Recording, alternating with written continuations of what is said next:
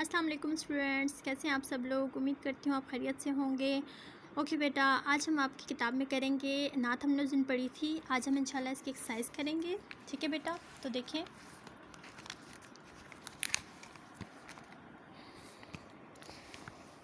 आप अपना बुक का पेज नंबर खोलें।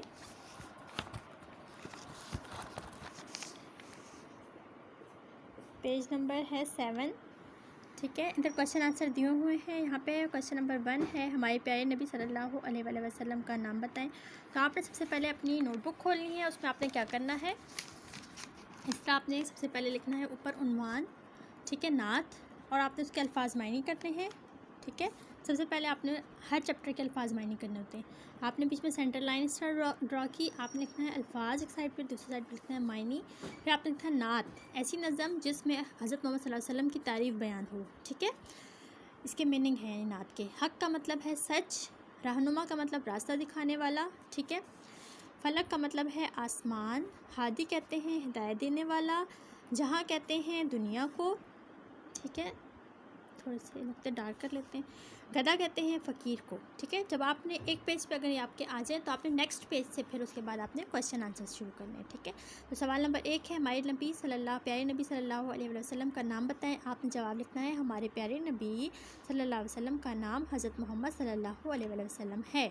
ठीक है, ये क्वेश्चन नंबर 1 का आंसर अगले पेज पे आपने लिखना है। आपके एक ही पेज पे शायद क्वेश्चन आंसर ये अल्फाज में नहीं आ जाएंगे, तो आपने नेक्स्ट पेज से इसके सवाल जवाब शुरू करने हैं। ठीक है, नंबर 2 क्वेश्चन है, हक़ की बातों का क्या मतलब है। तो आपने लिखना है हक़ की बातों का मतलब है सच्ची बातें। ठीक है, हक़ की बातें यानी सच्ची बातें, सच्चाई की बातें जो हज़रत मोहम्मद सल्लल्लाहु अलैहि वसल्लम किया करते थे। ठीक है, तो आज के लिए आपका इतना काफ़ी है। आपने क्या करना है, सबसे पहले अल्फाज मायने लिखना है।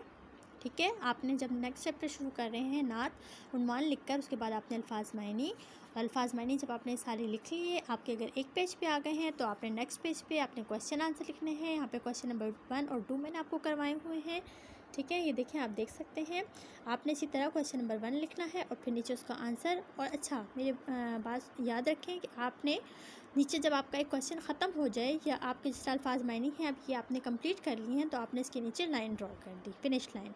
ये आपने ड्रॉ करना नहीं भूलना। आपने बहुत ही नीट और सफाई से काम करना है। ठीक है, आपकी नीट कॉपी है, ये नीट कॉपी होगी। आपने जब एक क्वेश्चन कर लिया उसके बाद आपने फिनिश लाइन ड्रॉ कर दी, उसके बाद आपने नेक्स्ट क्वेश्चन लिखना है। ठीक है, और नेक्स्ट क्वेश्चन लिखने के बाद जब दूसरा क्वेश्चन भी आपका कंप्लीट हो जाए तो आपने उसके नीचे एक लाइन ड्रॉ कर देनी है। ठीक है, तो बच्चों अपना बहुत ज़्यादा ख्याल रखिएगा। ठीक है, टेक केयर, अल्लाह हाफिज़।